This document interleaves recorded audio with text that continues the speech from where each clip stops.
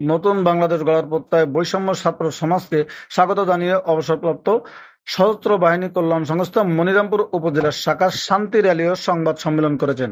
সংবাদ সম্মেলন শেষে সকল অবসরপ্রাপ্ত সেনা সদস্যরা মনিরামপুর থানা ওসি তদন্তের সাথে সাক্ষাৎ করে পুলিশ সেনাবাহিনীর পাশাপাশি অবসরপ্রাপ্ত সেনা সদস্যরা নতুন বাংলাদেশ গড়ার লক্ষ্যে সকল সহযোগিতা করার আশ্বাস দেন। বিস্তারিত ভিডিও চিত্রে।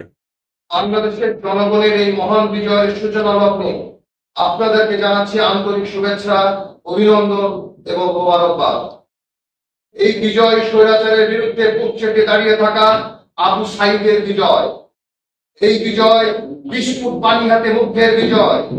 এই বিজয় ফাইয়ার সহ শত সহস্র শহীদ ছাত্রছাত্রী আর কোটি কোটি ছোট্ট শিশুমণি শহীদদের বিজয়। এই বিজয় স্বৈরাচারীর অত্যাচারে নিপীড়িত গণমানুষের বিজয়।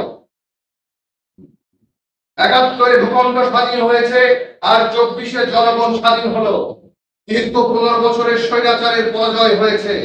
এদেশের গরিব দুঃখী গণমানুষ আর ছাত্র সমাজের বিজয় সাধিত হয়েছে। ছাত্ররা আজ প্রমাণ করে দিয়েছে জ্ঞানী শক্তি। তারা প্রমাণ করে দিয়েছে তারা কখনো অন্যায়ের কাছে মাথা নত করে না। তারা দেখিয়ে দিয়েছে বুলেটের থেকে তারুণ্য বেশি শক্তিশালী। এই বিজয় সাধারণ ছাত্র সমাজের বিজয়। বাংলার ১৭ কোটি জনগণ যে কারাগারে বন্দী ছিল, সেই কারাগার ভেঙে ফেলেছে আমাদের তরুণ ছাত্র সমাজ। তাদেরকে আমি অভিবাদন জানাই।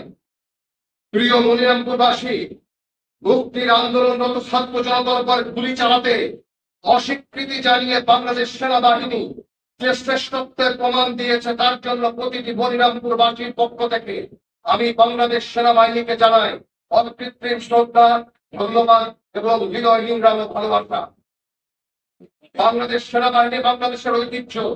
পৃথিবীর কোন দেশের জনগণ, জনসাধারণ তাদের সেনাবাহিনীকে তাদের ততটা গৌরব, ভরসা আর নিরাপত্তার আশ্রয়স্থল মনে করে না, যতটা না বাংলাদেশের জনগণ বাংলাদেশের সেনাবাহিনীকে মনে করে।